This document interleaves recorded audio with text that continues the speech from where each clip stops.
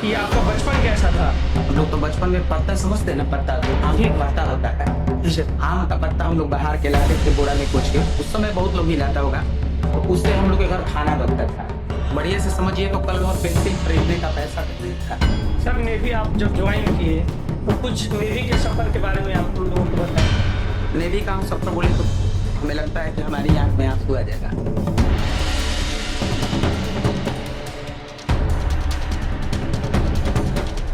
नमस्ते दोस्तों, स्वागत है आप सबका हमारे पॉडकास्ट यूनिफॉर्म से चौक तक में। आज हम बात करने वाले हैं एक ऐसे इंसान के बारे में जिनका सफर, स्ट्रगल, उम्मीद और कमबैक का एक परफेक्ट एग्जाम्पल है। आज जिनके बारे में बात करने जा रहे हैं, आज से कुछ साल पहले ये नेवी में थे। नेवी में रह के देश की सेवा कर रहे थे, लेकिन कुछ कारणवश ये नेवी छोड़कर आ गए और एक सक्सेसफुल टीचर बनकर उभरे और कई स्टूडेंट की लाइफ को बदल रहे हैं, उस काबिल बना रहे हैं कि वो आर्म फोर्स ज्वाइन कर सके और देश की सेवा कर सके। तो चलिए मिलते हैं चंदन सर से। स्वागत है चंदन सर। जी बहुत बहुत धन्यवाद अभिजीत बाबू आपका कि आपने हमें स्टेज यहाँ पर मौका दिया, और अच्छा लग रहा है कि आप भी बहुत अच्छा कर रहे हैं। हाँ, बहुत बहुत धन्यवाद। चंदन सर आप बताइए जरा कि आपका बचपन कैसा था? देखिए, बचपन के बारे में हम क्या ही, बचपन तो मतलब बहुत कष्टदायक था। हम लोग छपरा जिला में खलपुरा ग्राम से आते हैं। लगभग मेरा उम्र 6 या 7 साल का हुआ होगा। मेरे पिताजी का रोड एक्सीडेंट में देहांत हो गया। शेरपुर एक मेला है, पशु मेला, वहीं पे पीएमसीएच आते आते देहांत हो गए। उसके बाद से घर में कोई कमाने वाला नहीं था, क्योंकि हम लोग मामा के घर पे रहते हैं, क्योंकि जहाँ हम लोग का घर है बलिया जिला, तो वहाँ भी स्थिति अच्छा नहीं था। यहाँ पे हम लोग मामा के घर पे रहते थे तो कोई कमाने वाला नहीं था। लेकिन एक बड़े भाई थे, तो उसी समय मतलब कमाने के लिए धनबाद फिल्म हॉल में जाके प्राइवेट काम किए, जिसके कारण से मतलब कष्टदायक रहा। हम लोग तो बचपन में पत्ता समझते हैं ना, पत्ता जो आम का पत्ता होता है। आम का पत्ता हम लोग बाहर के लाते थे बोरा में कुछ के, उस समय बहुत लोग ही लाता होगा। तो उससे हम लोग के घर खाना बनता था। मतलब कष्ट था, फिर भी भाई से जितना हो पाता था हो पाता था। बढ़िया से समझिए तो कलम और पेंसिल खरीदने का पैसा तक नहीं था। लेकिन फिर भी आदमी भाई की मदद की वजह से सरकारी स्कूल से 5वीं तक किया, फिर सरकारी स्कूल से 10वीं तक किया। 10वीं तक समझिए कि हम लोग जैसे आजकल बच्चे को ट्यूशन मिलता है, तो उस समय भी समझिए कि बिहार बोर्ड में स्कूल में पढ़ाई नहीं हुआ करता था। लेकिन ट्यूशन मतलब पढ़ने का पैसा तक नहीं था। अगर किसी टीचर के पास आदमी जाता था तो फी नहीं जुट पाता था, जिस कारण से आदमी शर्म से ही ट्यूशन छोड़ देता था। जिस कारण से मेरा 10th समझिए बहुत कमजोर रहा। 10th सर नेवी ज्वाइन करने का सपना कब और कैसे आया आपके दिमाग में? देखिए, नेवी तो देश के लिए कोई भी आदमी अगर किसी भी आर्म फोर्स में ज्वाइन करता है तो बहुत गर्व का बात होता है। लेकिन रियलिटी बात बोला जाए तो मतलब नेवी ज्वाइन करने का मेरा कोई जज्बा मतलब एक तरफा नहीं था। लेकिन एक गांव में होता है कि आदमी को मतलब जिसके घर में कमाने वाला नहीं हो, जिसकी बहन शादी करने के लिए पीछे हो, जिसका भाई भी बेरोजगार बैठा हो, तो कोई अगर जॉब मिल जाए, कोई भी अगर जॉब मिल जाए, गवर्नमेंट जॉब मिल जाए, जिससे से घर का मतलब रोजी रोटी चल जाए, तो ये अच्छा होता है। उस समय क्या होता था कि हम लोग के मोहल्ला में खास करके हम लोग राजपूत कास्ट से आते हैं, तो जनरल कास्ट में क्या होता है कि जो डिफेंस होता है, आर्मी, एयरफोर्स, नेवी, मिलिट्री, इसमें आरक्षण नाम का चीज नहीं होता है। तो इसमें क्या होता था कि मेरे कलपुरा गांव के लड़के आर्मी में दौड़ते थे और चले जाते थे सीआरपीएफ में। अब चूंकि मेरा हाइट बहुत कम था, 150 मतलब 165 से भी मेरा हाइट कम है, तो हम तो मतलब सीआरपीएफ, बीएसएफ, आर्मी में भी नहीं जा सकते थे। तो बगल अगल के लोगों को देखे कि भाई नेवी, एयरफोर्स में लोग अच्छा कर रहा है तो जा रहा है। हम भी बहुत मेहनत किए। शहर में एक मिनरवा कोचिंग है, पढ़े वहां पे, मतलब जैसे तैसे करके, और उसके बाद से आदमी ज्वाइन किया। नेवी ज्वाइन करने का खासा जज्बा मेरा मतलब एक तरफा नहीं था। यह था कि कोई भी हमको जॉब, मतलब रियलिटी बात बोला जाए। सर नेवी आप जब ज्वाइन किए तो कुछ नेवी के सफर के बारे में आप हम लोगों को बताएं। नेवी का हम सफर बोले तो हमें लगता है कि हमारी आंख में आंसू आ जाएगा, क्योंकि नेवी का सफर तो बहुत अच्छा था। लेकिन नेवी में सफर जाने से पहले ही मतलब उसके 2 साल पहले क्या हुआ कि मेरे घर के बगल से झगड़ा हुआ, जिसमें हमें 307 का जो हाफ मर्डर का केस होता है फौजदारी का, उसमें हमें फंसा दिया गया। जिसके कारण से आज फंसाया गया, कल मेरे को जेल हो गया। 50 दिन तक हम जेल में रहे। 50 दिन तक जैसे जेल में रहे, जेल के बाहर आए तो मेरा जो एडमिट कार्ड होता है, जिसको कॉल लेटर बोलते हैं, ऊपर आता। बिरसा मुंडा स्टेडियम रांची में हम एग्जाम दिए। उस समय एक ही दिन में सब कुछ होता था। एक दिन में हम गए, सुबह 6 बजे 7 बजे एग्जाम दिए, उसके बाद दौड़ पास किए, उसके बाद उठक बैठक होता है, सीटम पास किए। पास करने के बाद से मेडिकल हुआ, एक ही दिन में फिट हो गया। वहां से बताया कि जाइए आपका मेरिट लिस्ट 2 महीने बाद बनेगा। थोड़ा सुन लेते हैं अभिजीत जी, कोई दिक्कत नहीं है। जी। तो वहां क्या हुआ कि मेरिट लिस्ट मेरा 2 महीने बाद बन गया। तो हम अपने घर पे फोन करके बताए, उस समय इंटरनेट लाल बाजार छपरा में हम लोग चेक करते थे। फोन करके बताया कि मेरा नहीं हुआ है। टोला मोहल्ला में मैसेज चला गया कि भाई इनका नेवी में जॉब नहीं हुआ। कुछ लोग परिवार में हर जगह जलनशील होते हैं, उन लोगों को भी लगा कि बहुत अच्छा नहीं हुआ। लेकिन हम घर आए, अपने से कैरेक्टर सर्टिफिकेट वगैरह सब बनाए, मेरा जॉब हुआ था, हम चले गए। लेकिन कोई एक आध और बच्चा का मेरे साथ हुआ था, उसको भी मेरे से जेलस फील था, क्योंकि वो लोग कोचिंग में पैसा देकर के हुआ था, मेरा फ्री में हुआ था। और कुछ पर परिवार के लोगों ने क्या किया कि पहले मेरे जाने से पहले ही एक बालू का जंक्शन आता है, खुर्दा डिस्ट्रिक्ट में पड़ता है, भुवनेश्वर से पहले, चिल्का लेक के पास। मतलब वहां पर कुछ लोगों के द्वारा मुझे नशा खिलाया गया। नशा के हालत में नेवल पुलिस मुझे 2 दिन तक सुरक्षित रखी। उसके बाद हम जैसे ही ज्वाइन करने के लिए नेवी बेस में घुसे, चिल्का बोला जाता है, वहां पहले से ही मेरा नाम अनाउंस हो रहा था कि चंदन कुमार छपरा बलिया। और वहां से मतलब समझिए कि मतलब पहले से ही कि आपके नाम पर केस है, ये है वो है। फिर भी हम लड़े, बोले कि सर मेरे नाम पर केस नहीं है, चाहे देख लीजिए। हम चूंकि कैरेक्टर सर्टिफिकेट एक होता है, चरित्र प्रमाण, तो हम एसपी ऑफिस से चरित्र प्रमाण पत्र बनवा के ले गए थे। तो इस आधार पर मुझे नेवी में शामिल करवाया गया। उसके बाद मतलब उसके बाद हमको लगा कि बहुत अच्छा लगा। उसके बाद मजा आया, बच्चों के साथ ट्रेनिंग किए, सब कुछ कंफर्टेबल किए। लेकिन जैसे ही हम घर आए, अब घर आने के बाद से क्या होता है कि शिफ्ट ट्रेनिंग होता है नेवी में। 8 दिन आईएनएस मुंबई में, मुंबई पे शिफ्ट ट्रेनिंग किए। उसके बाद हमको ब्रांच मिला था एएच बोला जाता है, एयर हैंडलर, एविएशन ब्रांच होता है नेवी में। हेलीकॉप्टर लैंडिंग वगैरह कराने के लिए ये ब्रांच मिलता है। उस ब्रांचेज में जैसे ही हम नेवी में मतलब ज्वाइन किए, तब से पटीदार वाले चाहे जो भी हो, थाना में पैसा दे करके चाहे जिस कारण से, मतलब उसके बाद से इतना बार कागज भेजा गया कि इसके नाम पर केसेज है। उसके बाद से समझिए कि हम गैलरी में जाते थे तो रोज खाना खाने के लिए कि धक धक करता था। इतना मतलब कम हो गए थे कि हमको लग रहा था कि जल्दी हमको डिस्चार्ज कर दिया जाए। उसके बाद हम छुट्टी आए घर। अब घर जैसे ही छुट्टी आए, उसके बाद मेरा वहां से आया कि आपको जल्दी बुलाया जा रहा है दिसंबर में। कोची में थे एर्नाकुलम, वहां पे गए, वहां पे बोला गया, मेरे पीछे 2 गार्ड लगा दिया गया। क्यों? क्योंकि बच्चा सुसाइड मत कर लिया। बताया गया कि तुम्हारा केस है discharge from naval service due to the civil offence, मतलब तुमको नेवी से निष्कासित किया जाता है। और निष्कासित भी कहां से किया गया? तो देखिए, एक होता है आईएच के इंटीग्रेटेड हेडक्वार्टर, मतलब आर्मी एयरफोर्स नेवी तीनों के हेडक्वार्टर से। क्योंकि आपको भी अभिजीत जी पता होगा कि अगर कोई आदमी कसम परेड खा लेता है, उसको डिफेंस से हटाना बड़ा मुश्किल होता है। और इसके बाद भी हमें डिफेंस से मतलब मेरा कट करने के लिए तीनों सेना के सेनाध्यक्ष राष्ट्रपति के पास कागज गया था, और वहां से करके डिस्चार्ज करके फिर से मेरा मेडिकल हुआ। आपको एक और बात बता देना चाहेंगे कि जितना आसान लोग समझता है नौकरी में जाना, फौज में जाना, उससे कोई ज्यादा गुना कठिन होता है फौज को किसी आदमी को निकालना। इसलिए हम फौज को हमेशा इसलिए दिल से सैल्यूट करते हैं कि नेवी चाहे कोई भी डिफेंस हो, वो कभी नहीं चाहता है कि हम अपने बच्चे को निकाल दें। जिस प्रकार से माँ बाप अपने बच्चे के लिए रहता है, उसी प्रकार से फौज भी रहता है। मतलब हमको अगर नेवी से निकाला भी है, नेवी निकाला है, तो बहुत कष्ट सह करके, क्योंकि मेरा बाहर से केस गया, सर आदमी आया डिस्चार्ज करके घर पे बैठा। सर घर पे आने के बाद आपके घर वाले आपके साथ खड़े थे इस फेज में? और घर पे मेरे सब कोई खड़ा था, भाई लोग था, तो दुकान राशन का चलता है। मम्मी थी तो वो थोड़ा घर पर मतलब माई के लग कि रोए कि बेटा की नौकरी छूट गई। मतलब ये होता है कि माई लोग मतलब रोता है, कोई माई रोएगी भाई कोई। लास्ट में हम देखेंगे मेरी माई रो रही है, तब बैट विकेट उठाया, गंगा जी डियर है, चले गए क्रिकेट खेलने की, रोज क्रिकेट खेलने जाएंगे, तब माता लोग भी खुशी रहे लगे। अब वही ट्यूशन पढ़ाना शुरू किया।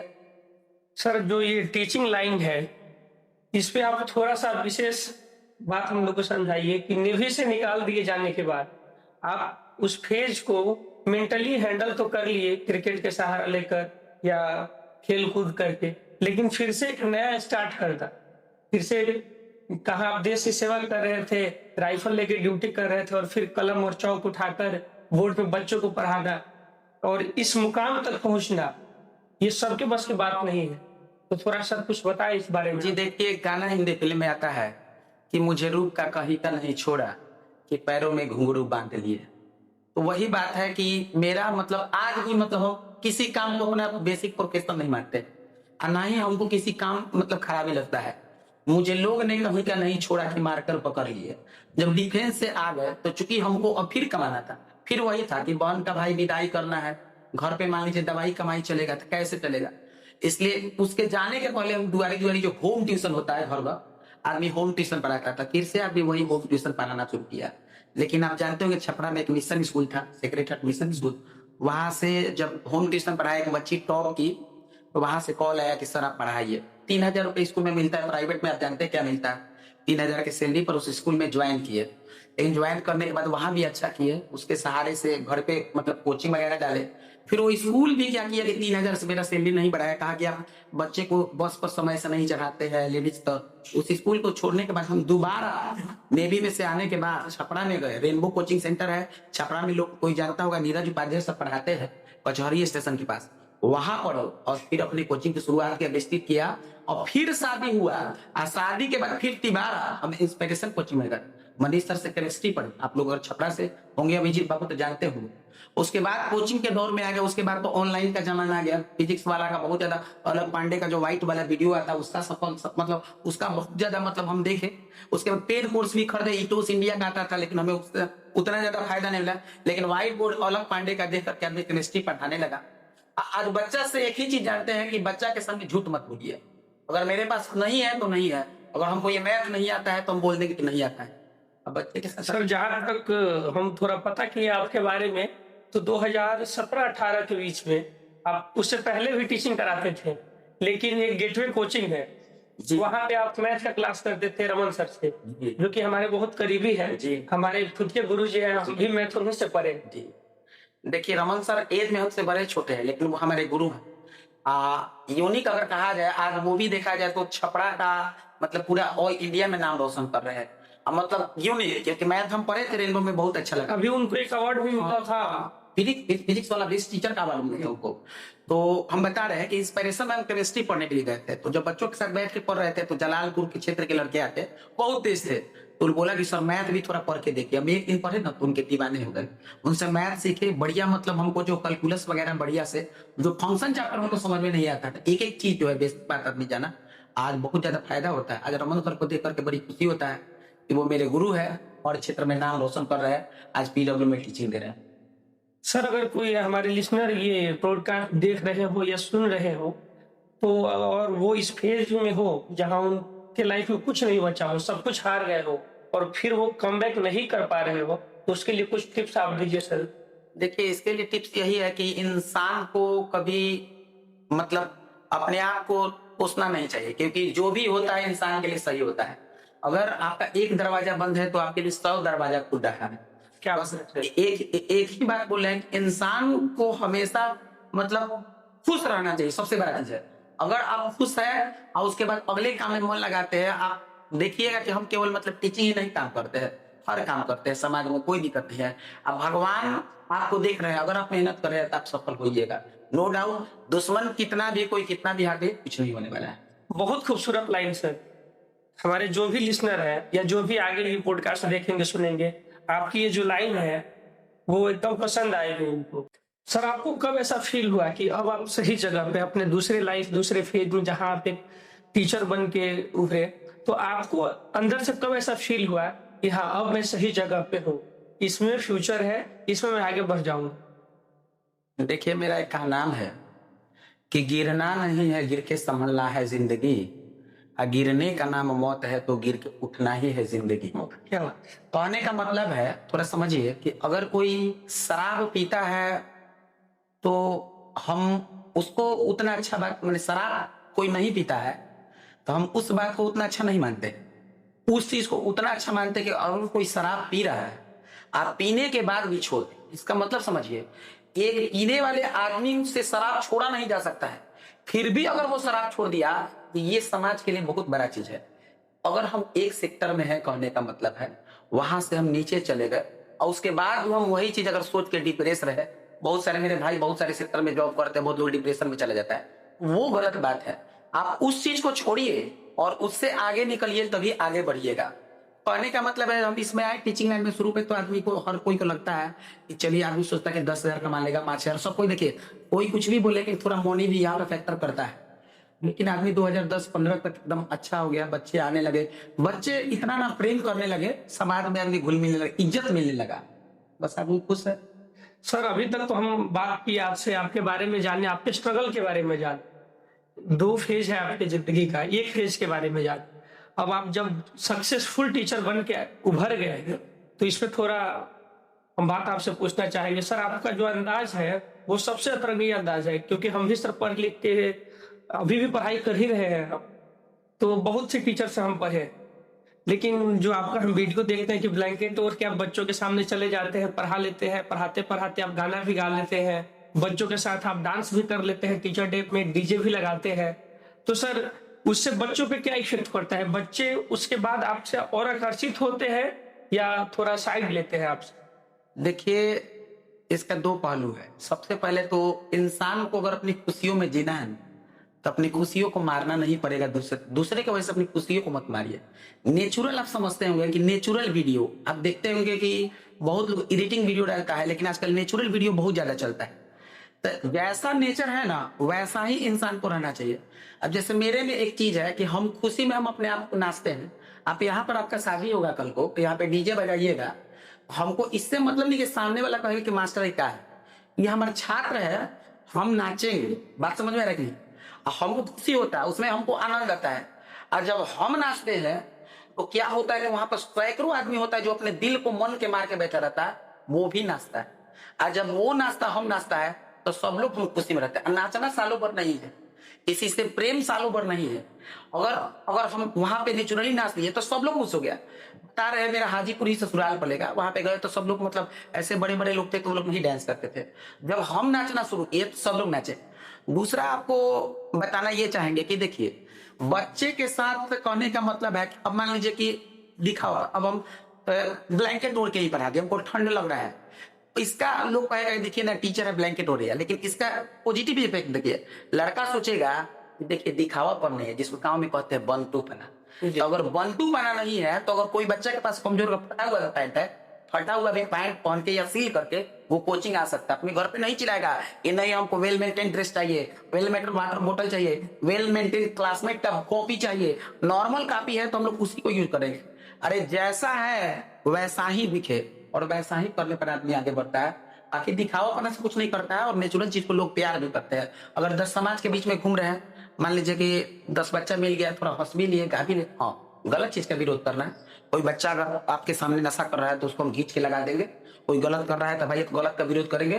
कोई लड़की है मेरे सामने गलत कर रहा है तो भाई उसका हम विरोध करेंगे। लेकिन हाँ कोई लड़की ही है समाज में तो लड़की को हंसने का आजादी नहीं है। लड़कियां ऐसा हंस के मजाक नहीं कर सकती है। यही बात है। बच्चों का प्यार आपको सर पूरा मिलता है जी, और आप भी बच्चों से उतना ही प्यार करते हैं, मतलब कोई भेदभाव नहीं कि आप टीचर हैं और वो बच्चे हैं, मतलब खुल के हम वीडियो जैसा कि देखे आपका तो खुल के जीते हैं आप लोग, क्लासरूम में भी इंजॉयमेंट करते हैं आप। देखिए बच्चे को जैसा बनाइएगा वैसा बनेगा। वो कहने का मतलब है जब हम क्लास में पढ़ा रहे हैं उस समय आपको शांति से सुनना है, जो होमवर्क किए तो आपको होमवर्क करना है। लेकिन कहने का मतलब है कि जैसे पिताजी के सामने लड़का डिसिप्लिन में रहता है, लेकिन वही पिताजी देखिएगा उस लड़का के बारात में जो होता है वो पूरा पूरा खुशी से नाचते हैं। तो बच्चा को कहने का मतलब है कि आज मान लीजिए कि हम लोग का आज होली है, अब अगले दिन होली है, तो बच्चा भी तो मेरा लड़का लड़की है, उसके साथ भी हम होली खेलेंगे और वो भी हमारे साथ होली खेलेगा। और इससे क्या होता है कि प्रेम बढ़ता है।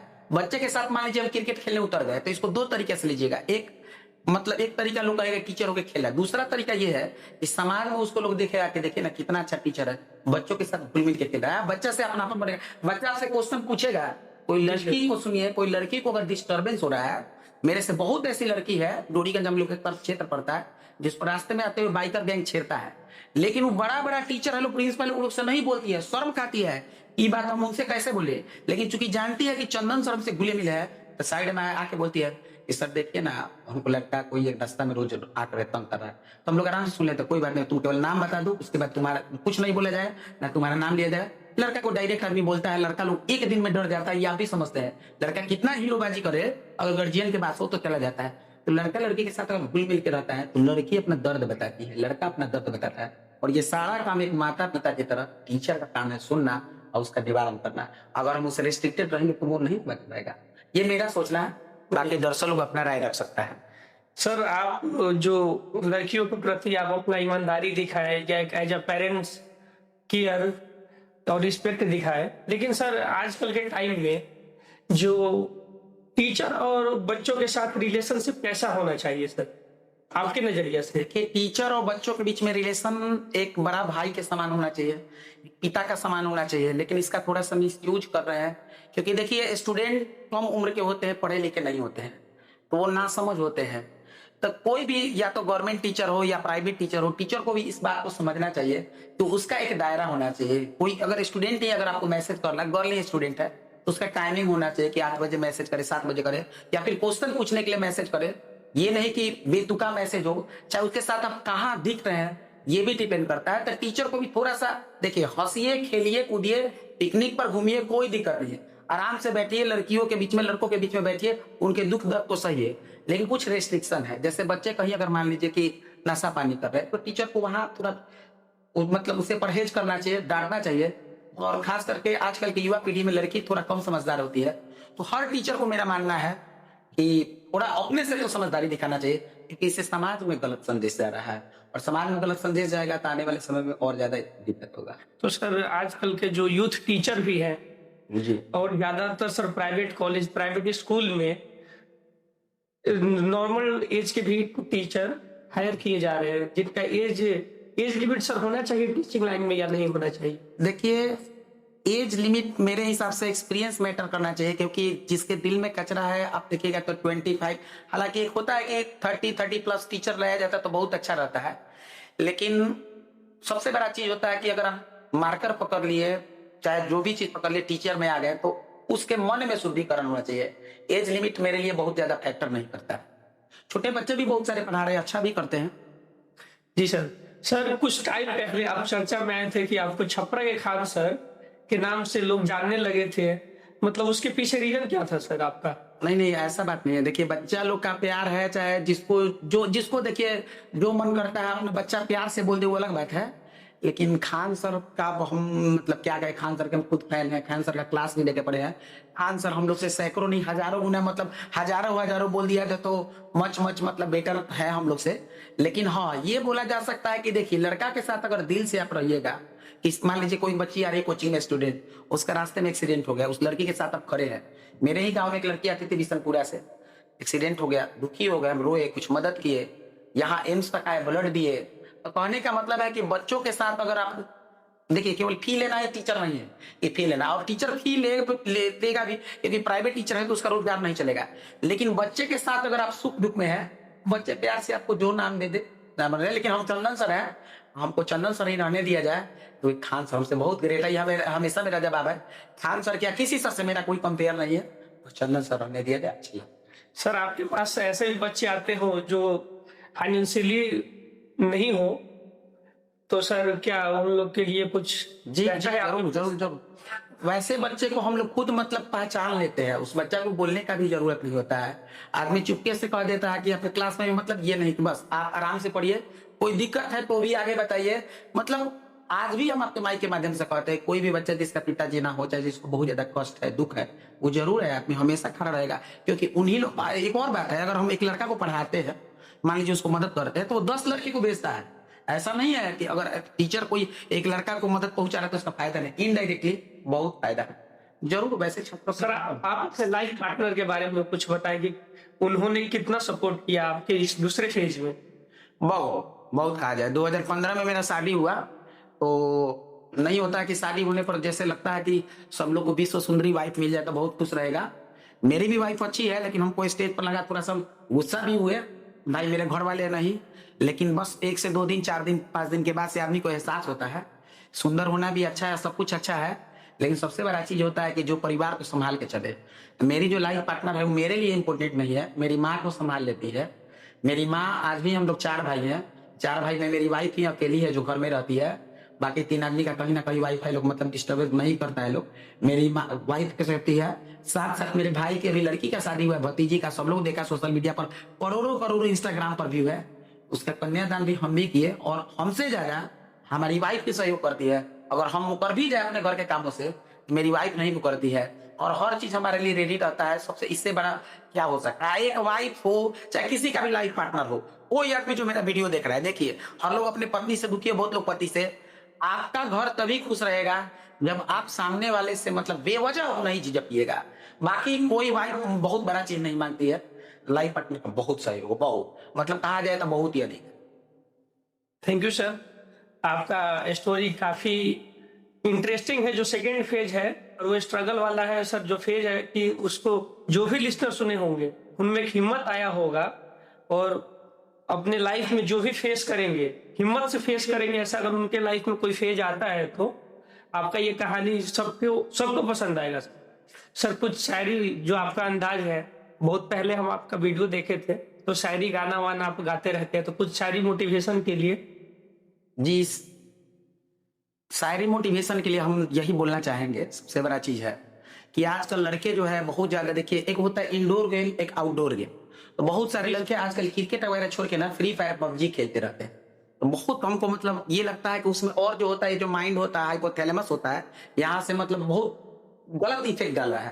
तो इंसान को चाहिए, कहने का मतलब है कि थोड़ा इन सब चीजों से बचे और इन सब चीजों से हटे। क्योंकि मेरा एक नाम है, सुनिए, आंधियों से टकरा जाओ यदि तूफानों को डराना है, आंधियों से टकरा दो यदि तूफानों को डराना है, आज समय पर समझ जाइए बाबू, न तो आगे चल करके पछताना। आंधियों से टकरा जाओ यदि तूफानों को डराना है, आज समय पर समझ जाइए बाबू, न तो आगे चल करके पछताना है। आई पबजी आई लव जी, जो हाय हेलो लोग कर रहा है, आई पबजी आई लव जी, बाबू सोना का चक्कर छोड़ दीजिए यदि आगे चल करके माँ बाप का नाम रोशन करके दिखाना है, शरीर पे बढ़ती लाना। कहने का मतलब है, मेरा कहने का मतलब है, अगर गलत चीजों से अगर हैबिट बचाइएगा, लाइफ में बहुत कुछ मिलेगा एंजॉय करने के लिए, बस पहले सक्सेसफुल हो जाइए। चलिए सर, बहुत ही अच्छा लगा। आपसे भी बात करके बहुत अच्छा लगा अभिजीत जी, हमें अपने पहले ही पॉडकास्ट में आप बुलाया, इसके लिए तहे दिल से धन्यवाद आपके पूरे टीम को। हम चाहेंगे कि जो भी हमारे दर्शक देख रहे हैं, भाई को जरूर सपोर्ट करें, इनके चैनल को सब्सक्राइब करें, फॉलो करिए, शेयर करिए दिल से। और आप लोग भी मोस्ट वेलकम है इस प्लेटफॉर्म पर, मतलब यहाँ पे आपके रियल स्टोरी को दिखाया जाएगा, तो आप लोग भी जरूर आइए। बहुत बहुत धन्यवाद।